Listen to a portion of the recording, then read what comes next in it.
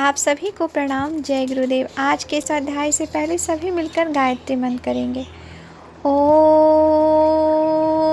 भूर्भुवः स्वः तत्सवितुर्वरेण्यं भर्गो देवस्य धीमहि धियो यो नः प्रचोदयात्। आज का विषय है षष्ठ चक्रों का स्वरूप और उसका रहस्य। कुंडलिनी जागरण उस प्रयत्न का नाम है जिसमें प्राण अग्नि को ऊपर उठाया जाता है। शक्ति केंद्रों के उन चक्रों को गतिशील किया जाता है जिनका पेंदा आवश्यक गर्मी के अभाव में ठंडा ही पड़ा रहता है। हांडी के नीचे आग न जलाई जाए तो उसमें पड़ी वस्तु न गर्म होती है न पकती है। प्राणाग्नि को गर्म करने में बहुत कठिनाई नहीं है। ब्रह्मचर्य पालन से उसका अधोगामी चरण रुक जाता है। इसके अतिरिक्त निर्धारित प्राणायामों को करने से शक्ति चालिनी मुद्रा जैसे प्रयोगों से उसे इतना तीव्र किया जाता है कि वह मेरुदंड मार्ग की नली में होती हुई मस्तिष्क के मध्य भाग में अवस्थित सहस्त्रार चक्र को स्पर्श करके ब्रह्मांडीय चेतना के साथ अपना संबंध जोड़ सके, तालमेल बिठा सके। ऊर्ध्वगामी प्राणाग्नि प्रायः प्रकृति प्रेरणा से नीचे गिरती या अन्य छिद्रों द्वारा बाहर फूटती है। इंद्रियों के रस ऐसे ही हैं जो सामान्य स्थिति में काम चलाओ उपयोगों से शांत हो जाते हैं, पर उनके पृष्ठभाग में जब ऊर्जा उभरती है तो हांडी में उफान आने जैसी स्थिति बन जाती है। सभी इंद्रियां अपने अपने विषयों के भोगों को अतिवाद की सीमा तक ले जाना चाहती है। जीवा को रसास्वादन, आँखों को दृश्य, कौतूहल, मस्तिष्क को लिप्सा लालसा का उभार आता है। ये संस्थान आतुर हो उठते हैं। असावधानी बरतने पर वे संग्रहित क्षमता में से ही हाथ धो बैठते हैं और खोखले हो जाते हैं। इसलिए कुंडलिनी साधक को न केवल ब्रह्मचर्य का पालन करना पड़ता है, वरन मन समेत सभी इंद्रियों पर नियंत्रण कड़ा करके संयम साधना पड़ता है। कुंडलिनी जागरण के अभ्यास को निरंतर जारी रखने पर असमंजस उत्तेजना शांत हो जाती है और प्राणाग्नि नीचे से ऊपर को उठना आरंभ करती है। मूलाधार गहर मेरुदंड का अंतिम सिरा कुंडलिनी शक्ति का केंद्र है, जो उसकी ऊर्जा समस्त शरीर में काम करती और गर्मी पहुंचाती है। उधरमुखी कुंडलिनी क्रमशः एक एक चक्र को भेदती हुई आगे बढ़ती ऊपर चलती है। मेरुदंड में मूलाधार के अतिरिक्त 4 चक्र और हैं। पहला है स्वादिष्ठान, दूसरा है मणिपुर, तीसरा अनाहत, चौथा है विशुद्ध। इसके बाद सहस्त्रार आ जाता है। आज्ञा चक्र का विषय विवादास्पद है। उसे मेरुदंड में सम्मिलित भी माना जाता है और पृथक भी कहा जाता है। ऊर्जा कितनी ऊपर उठी, इसका अभ्यास इससे होता है कि उन चक्रों के स्थान पर बार बार अनायास ही स्पंदन, फड़फड़ाहट, गर्मी, खुजली जैसी मचती है। कहीं कभी चींटी काटने, कीड़े रेंगने जैसा अनुभव होता है। ये हलचलें जिस क्षेत्र में होती है वहाँ तक प्राणाग्नि का उधर्गमन हुआ माना जाता है। स्वभाव में अंतर आने वाली बात ही यह परिचय देती है कि कुंडलिनी की पहुँच कितनी ऊंची हो गई है। स्वादिष्ठान में चंचलता, आतुरता, स्फूर्ति जैसे उत्तेजनात्मक प्रयास चल पड़ते हैं। क्रोध एवं अहंकार की मात्रा भी बढ़ जाती है। यह उफान भर है। उफान अस्थायी नहीं होते, वे कुछ ही समय उछल कूद करने के बाद स्थिर होते हैं और तली में बैठे दिख पड़ते हैं। यह इसलिए होता है कि आत्मसंयम की अगली सीढ़ी पर चढ़ने की परीक्षा साधक उत्तीर्ण कर सके। इसी प्रकार ऊपर के चक्रों की दिशा में प्राणाग्नि का बढ़ना स्वभाव में तरह तरह की उत्तेजनाएं उभारता है। इनमें से कुछ सात्विक भी हो सकती है, कुछ राजसिक और तामसिक भी। लगता है कई प्रकार के आवेश आते हैं और उतावली अपनाने के लिए बेचैन करते हैं। इन सभी को अधिक दृढ़तापूर्वक संयमित करना पड़ता है। न कर पाने पर उत्तेजना कार्यान्वित होने लगती है और साधक के लिए किए हुए प्रयासों को निष्फल बना देती है। इस मार्ग को अपनाने पर पूर्णता तक पहुँचने में क्रमशः अधिक कठोर संयम बरतने की आवश्यकता पड़ती है। धीर वीर गंभीर की तरह फूंक फूंक कर कदम बढ़ाना पड़ता है और ध्यान रखना पड़ता है कि वह नशे जैसे आवेश कुछ ऐसा न कर बैठे जिससे उद्यत कहा जा सके। कुंडलिनी की प्राण ऊर्जा जब मस्तिष्क के मध्य भाग सहस्त्रार तक पहुँचती है तब आत्मज्ञान उभरता है और शरीर एवं आत्मा की पृथकता अनुभव होने लगती है। इस स्थिति का प्रतिफल यह होता है कि दृष्टिकोण में उच्च स्तरीय परिवर्तन आता है, जो आत्मा के पक्ष में अधिक सोचने और अधिक करने के लिए विवेक एवं साहस की मात्रा कहीं अधिक बढ़ा देता है। पिछले अध्ययन में हम सभी ने सुना, कुंडलिनी की प्राण ऊर्जा जब मस्तिष्क के मध्य भाग सहस्त्रार तक पहुंचती है तब आत्मज्ञान उभरता है और शरीर एवं आत्मा की पृथकता अनुभव होने लगती है। इस स्थिति का प्रतिफल यह होता है कि दृष्टिकोण में उच्च स्तरीय परिवर्तन आता है, जो आत्मा के पक्ष में अधिक सोचने और अधिक करने के लिए विवेक एवं साहस की मात्रा कहीं अधिक बढ़ा देता है। पूर्व जीवन में जिस ओर इच्छा की उत्पन्न नहीं होती, पूर्व जीवन में जिस ओर इच्छा ही उत्पन्न नहीं होती, उस आत्म कल्याण के लिए परमार्थ मार्ग पर चल पड़ने की निश्चय दृढ़ से दृढ़तर होता जाता है। कुंडली जागृत होकर मेरुदंड के मध्य में स्थित सुषुम्ना मार्ग से होकर ईड़ा पिंगला की ओर सहायता से ऊपर की ओर प्रभावित होकर षष्ठ चक्रों को प्रज्वलित एवं प्राणयुक्त करती हुई अंत में सहस्त्रार में जाकर योगी को पूर्णावस्था की प्राप्ति करा देती है। मेरु वंश में से होकर ऊपर जाते समय जिस जिस चक्र में से होकर यह गुजरती है, उस चक्र को यह जागृत करती तथा खोलती जाती है। स्वाधिष्ठान चक्र को जागृत होने पर मनुष्य सूक्ष्मतर लोक में स्वच्छंद विहार करता है। मणिपुर की जागृति के साथ साथ आत्मरक्षा की शक्ति उसमें अधिक हो जाती है। अनहत चक्र के खुलते ही अंतर्दृष्टि प्राप्त होती है। विशुद्ध चक्र का जागृत होने दिव्य श्रुति का कारण है। आज्ञा चक्र के जागृत होते ही साधक को दिव्य दृष्टि प्राप्त हो जाती है। आज्ञा चक्र के ऊपर ब्रह्मरंध्र में सहस्त्रार चक्र है। सहस्त्रार चक्र का जागृत होना ही कुंडलिनी साधक का चरम ध्येय है। सहस्त्रार के जागृत होते ही शरीर और आत्मा अपनी स्वतंत्र स्थिति को प्राप्त होता है। आत्मा शरीर से बाहर निकलकर मन चाहे स्थान पर जाकर एवं लौटकर पुनः उसी देह में प्रवेश कर सकती है। योगिक क्रियाओं द्वारा कुंडलिनी जागृत कर षष्ठ कर्म रूपी द्वारों को खोलते हुए मस्तिष्क में स्थित सहस्त्रार चक्र में उसे ले जाना ही योग की सिद्धि व सफलता है। कुंडलिनी के जागृत होने के साथ वेग उत्पन्न वाला प्रथम शब्द है नाद। नाद के 3 भेद हैं, महानाद, नदांत और निरोधिनी। नाद के प्रकाश होता है, नाद से प्रकाश होता है और प्रकाश का व्यक्त रूप महाबिंदु है। संपूर्ण चक्र कमल के आकार के माने गए हैं, किंतु इनकी पंखुड़ियों की संख्या में अंतर है। मूलाधार चक्र में 4 दल, स्वाधिष्ठान में 6, मणिपुर में 10, अनहत में 12, विशुद्ध चक्र में 16, आज्ञा चक्र में 20, सहस्त्रार में 1000 दल है। ये चक्र पंचतत्वात्मक है।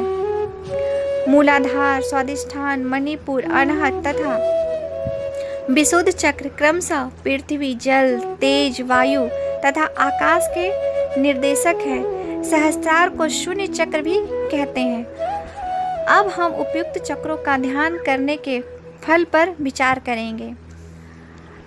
आधार चक्र का ध्यान करने से मनुष्य वक्ता, मनुष्यों में श्रेष्ठता, सर्व विद्याओं का जानने वाला, आनंदित, आरोग्य तथा काव्य प्रबंध में चातुर होता है। स्वाधिष्ठान चक्र का ध्यान करने से अहंकार आदि विकार नष्ट होता है।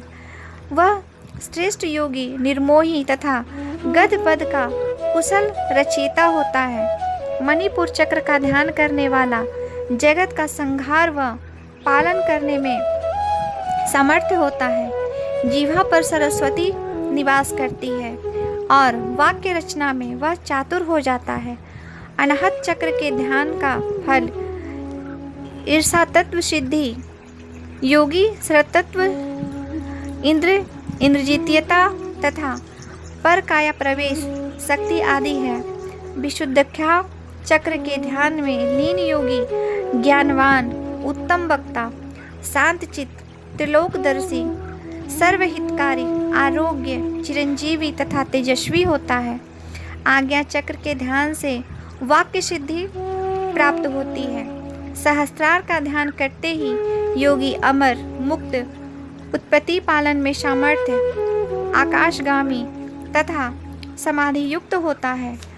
कुंडली शक्ति जागृत होकर देहस्थ कफ, पीत दोष एवं त्याज्य पदार्थों को नष्ट कर डालती है। उसके उधर गमन करते ही देह के तमाम व्यापार बंद हो जाते हैं। हृदय तथा नाड़ी की गति भी बंद हो जाती है। कुंडलिनी के सहस्त्रार में प्रवेश करते ही योगी मोक्ष प्राप्त करता है। चक्रों का प्रकाश कुंडलिनी जागृति का द्योतक है। कुंडलिनी का ऊर्ध्वगमन यही है। वस्तुतः षष्ठ चक्र वेदन एवं कुंडलिनी शक्ति के जागरण का विज्ञान विराट ब्रह्मांड और व्यक्तिगत लघु पिंड के वियोग अलगाव को दूर कर परस्पर संबंध करने एवं मूर्छना को निरस्त कर प्रखर पराक्रम जगाने की एक सर्वांगपूर्ण विद्या है। आदि शंकराचार्य ने अपने ग्रंथ सौंदर्य लहरी में जो 8 सिद्धियां गिनाई है वे 6 चक्रों, सहस्त्रार एवं अंतर आत्मा के जागरण से प्राप्त होती हैं।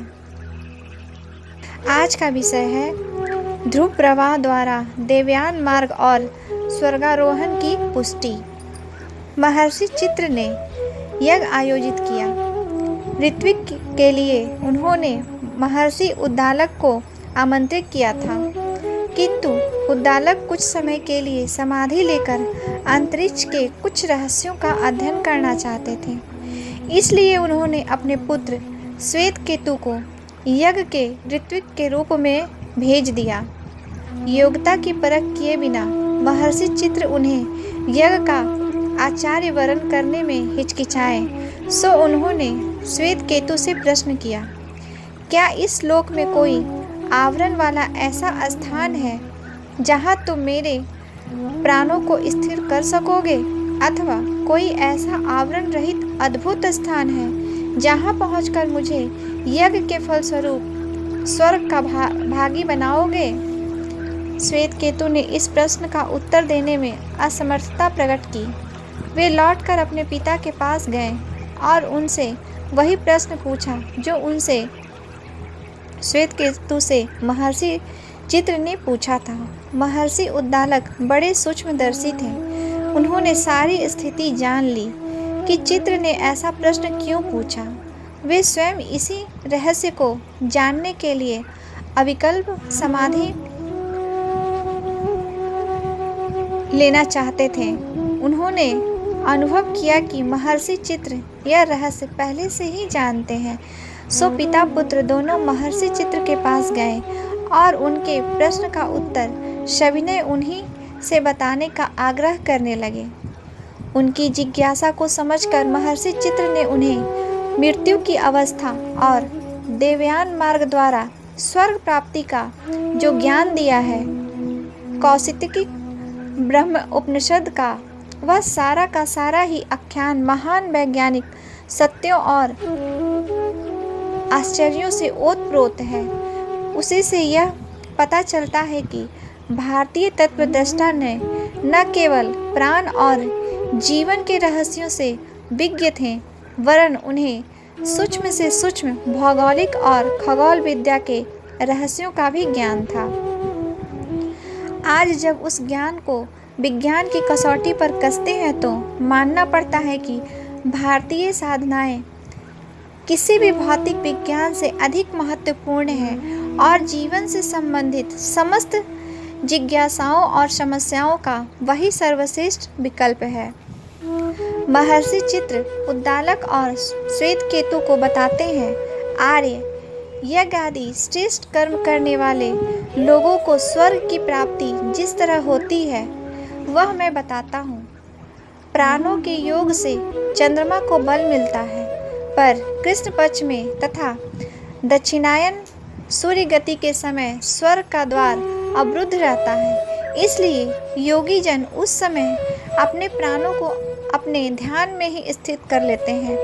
अपनी निष्काम भावना को दृढ़ करके वे देवयान मार्ग में सुषमना में पदार्पण करते हैं और प्रथम अग्नि लोक को प्राप्त होते हैं, फिर वायु लोक और वहां से सूर्य लोक को गमन करते हैं। सूर्य लोक से वरुण लोक, इंद्र लोक, प्रजापति लोक में पहुंचते हुए वे स्वर्ग लोक के अधिकारी बनते हैं। कौशिकी ब्रह्म उपनिषद की इस आख्यान में आगे के वर्णन में बड़े ही विस्तार पूर्वक देवयान मार्ग की अनुभूतियों का वर्णन है। जीवात्मा को वहाँ जैसे चित्र दिखाई देते हैं, जैसे जैसे ध्वनियाँ और गंध की अनुभूति होती है, उस सब का बड़ा ही अलंकारिक और मनोरम वर्णन किया गया है। पढ़ने से ऐसा लगता है जैसे कोई अति मानसिक कहानी कही गई हो जिसका सत्य से कोई संबंध न हो, पर जब दर्शन और आज के विज्ञान की तुलना पर उसे तौलते हैं और विश्लेषण करते हैं तब आश्चर्यचकित रह जाना पड़ता है कि इतनी विराट अनुभूति ऋषियों को कैसे संभव हो सकी। विज्ञान अब उनकी अनुभूतियों को 100% सत्य प्रमाणित कर रहा है। आज का विषय है कुंडलिनी जागरण एवं नाद साधना। कुंडलिनी साधना की एक प्रक्रिया ध्यान योग, दूसरी प्राण योग है, तो लय योग भी उसी एक प्रक्रिया है। लय योग द्वारा कुंडलिनी साधना का आधार नाद धारणा है। नाद द्विध है, आहत एवं अनाहत। दोनों ही नादों का उद्गम स्रोत कुंडलिनी या कुंडलिनी शक्ति ही मानी गई है। वाक्योच्चारण की संपूर्ण प्रक्रिया अनाहत नाद की प्रक्रिया है। इसके 4 भेद हैं, परा, पश्यंती, मध्यमा एवं वैखरी। वाक्योच्चारण चेष्टा में मूलाधार में परा नामक सूक्ष्म क्रिया होती है। सांस प्रश्वास में गुहादेश में जो अंकुचन चेष्टा होती है वही शब्दोच्चारण की मूल क्रिया है। नाद की वह चेष्टा परा वाक्य शक्ति द्वारा होती है। इसके उपरांत स्वाधिष्ठान में नाद शक्ति का पश्यंती रूप सक्रिय रहता है। उदर संकोचन की नाभिदेशीय क्रिया इसकी चेष्टा है। अनाहत चक्र में मध्यमा नाद शक्ति की प्रतिष्ठा मानी गई है। इसकी चेष्टा है फुसफुसों का संकोचन। तदुपरांत कंठ, तालु आदि की क्रियाओं द्वारा वैखरी वाणी या श्रव्य वाक्य प्रकट होते हैं। ये सब कुंडलिनी की ही क्रियाएं हैं। इसलिए षष्ठ चक्र निरूपण ग्रंथ में है। कला कुंडलिनी नाद शक्ति से संयुक्त है।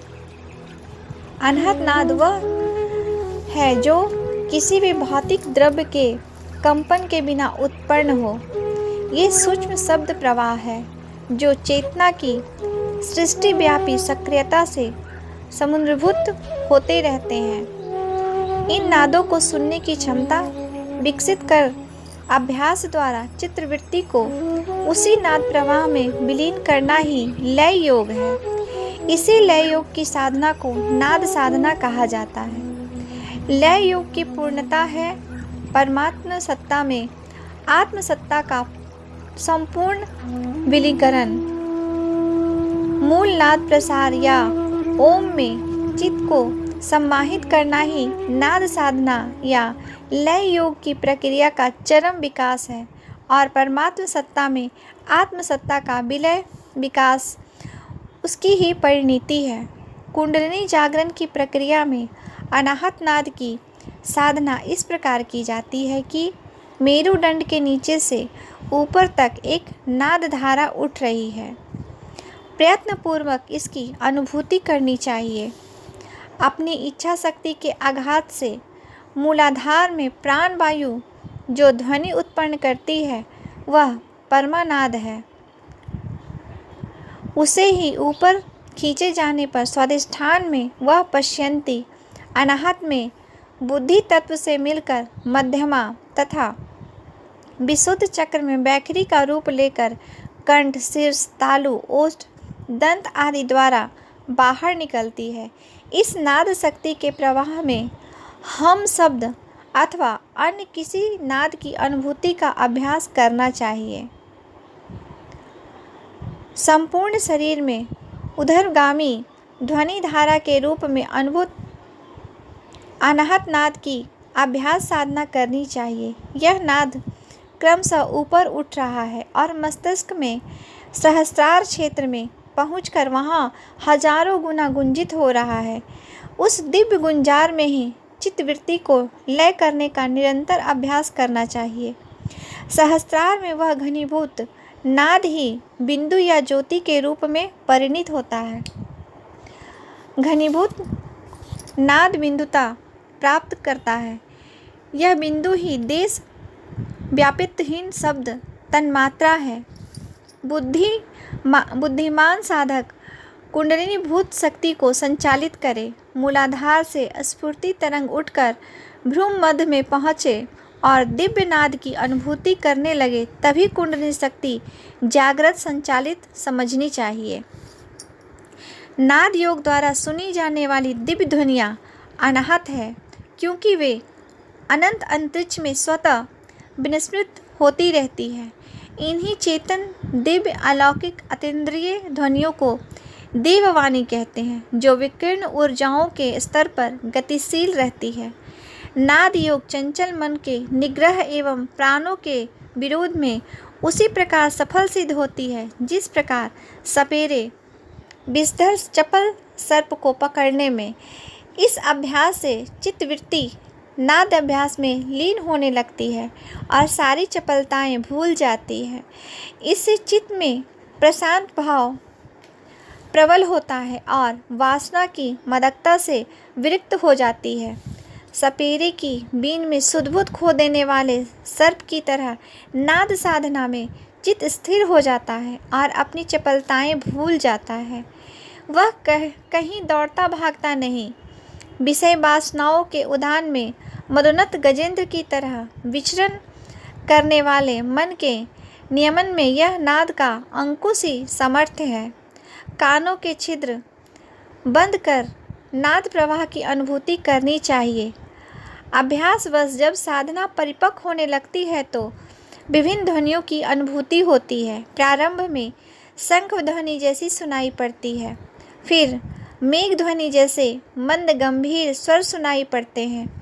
सिर में उस प्रवाह के पहुँचने पर लगता है मानो पहाड़ से कोई झरना कलकल नाद करता झर रहा है। अंत में अत्यंत प्रसन्नता की दिव्यानुभूति होती है और साधक आत्म तत्व की ओर उन्मुख हो जाता है। निसर्ग में ये ध्वनि पहले से ही विद्यमान है, केवल अंतःश्रवण खोलने भर की बात है। उन्हें कोई भी सुन सकता है।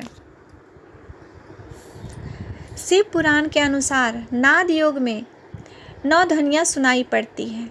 आज के लिए यहीं तक। आप सभी को प्रणाम। जय गुरुदेव।